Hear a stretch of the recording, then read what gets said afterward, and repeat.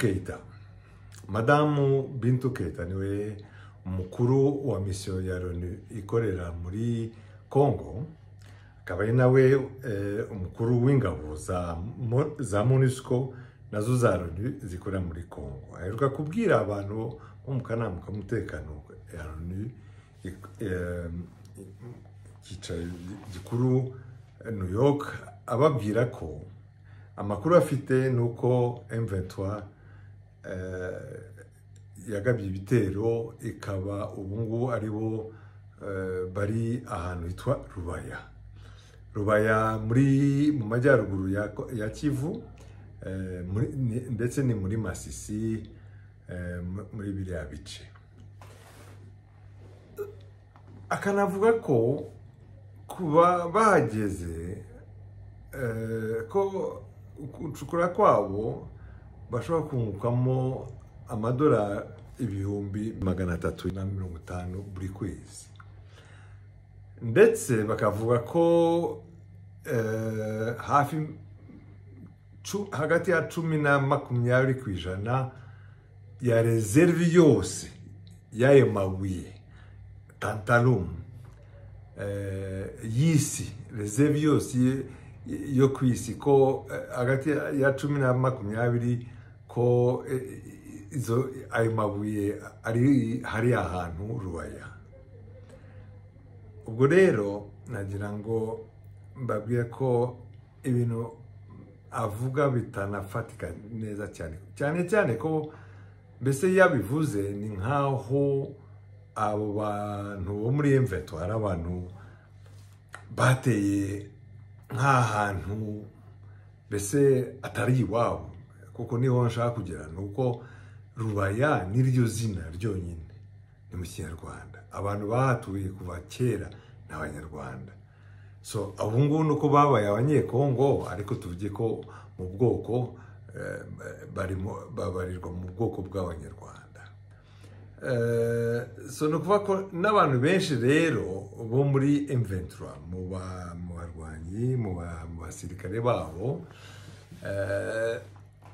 benshi nta gitangaza kubona ko wasangamo abantu baturuka hariya cyangwa ahandi hantu muri Masisi, mbese abo hantu hose. Ariko harazwi kuva kera ni iwabo, bakorora bakanahinga, nibyo bajyaga bakora. Ndetse no kuri Mobutu ni nabo bagaburiraga Kinshasa mu buhinzi no mu bworozi, byageraga kuri Goma bikagiye Kinshasa.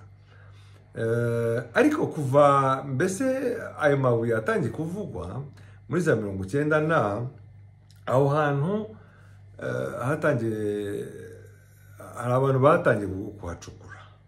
So hari za koperative bagiye bafata, ariko abantu babyumvira neza, kuko buretse naho hantu Rubaya no muri Manyema hari ayo mabuye, hari iyo korta n'amajyepfo ya Kivu arahari.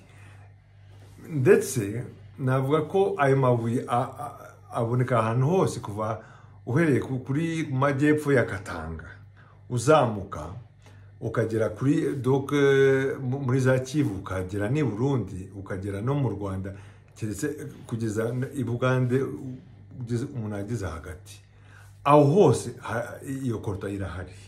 So hariya rero kuva ko reserve ziri hagati ya 10 cyangwa 20% y'isi yose, duva yabari gukabya, kandi ntabwo sibyo. Ariko impamvu Rubaya ivugwa nuko muri iyo myaka nababwiye ko abantu baho ngaho mbese ni nk'Abanyarwanda, nako ni nabo. So imibereho y'Abanyarwanda nuko barorora bakanahinga. Ariko kuva muri ya myaka 90 na batangiye gucukura, hari za koperative bagiye bakora rero kugira ngo bacukure mu muco, hanyuma mbese bikomeze. Hari n'umugabo we yaje azi ibyo ashaka witwa Mwangacucu. uwo muntu rero niwe natangaho urugero ko ari we watangiye akabigira ibintu biri industrial, donc biri industriel. Industriel nanone rega udafite umuriro hariya ubuse mashini wakoresha ntabwo ari nyinshi cyane, ukenera ntuza groupe electrogene. Ariko Mwanga Cucu rero kuva umwaka ushize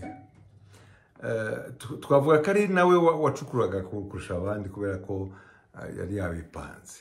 Ariko Mwanga Cucu ubu ngubu ari muri gereza ahantu i Kinshasa. Kubera iki? Kubera ko umwavoka we niwe watubwiye ko ikibazo cyaba kiri muri famiye yo kwa Bacisigedi, ko bashaka kurya iyo mini ye ya Mwanga Cucu. Ibyo aribyo byose kuva yafatwa ntaraba muri gereza, kandi yize kuburana narwaye, ariko ntabwo byoroshye kuri we.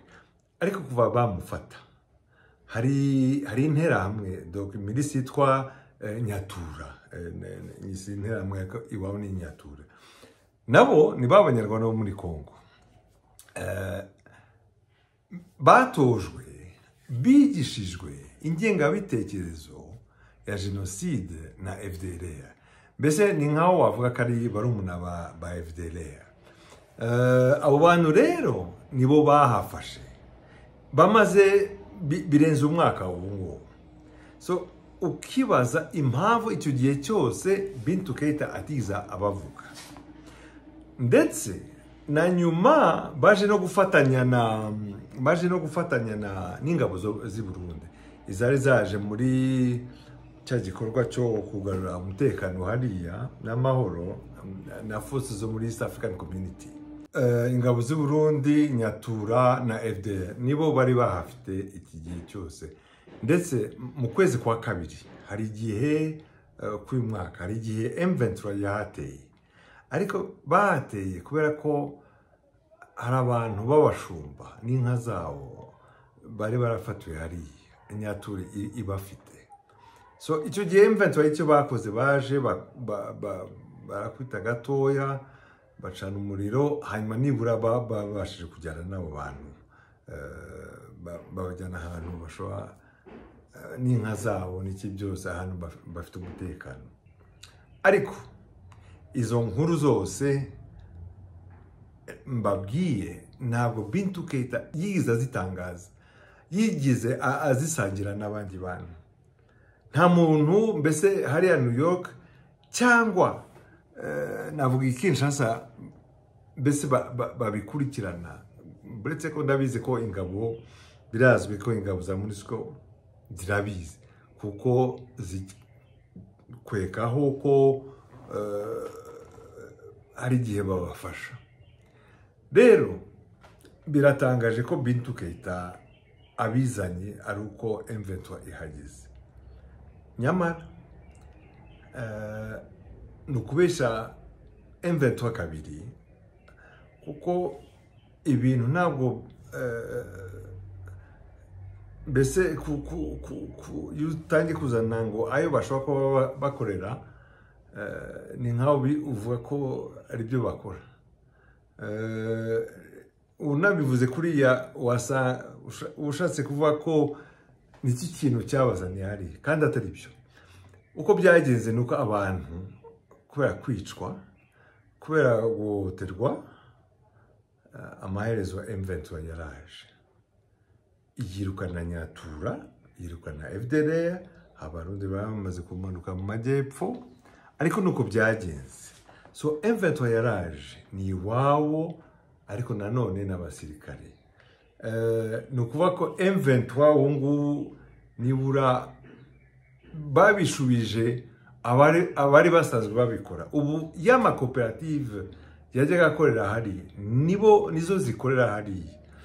Akarusho rero ni uko M23 kubera ari bo bashinzwe umutekano no kumva ko hakoreshwa abana batoya ngo baboweze ubucukura hariya, ibyo birabujije kuri M23.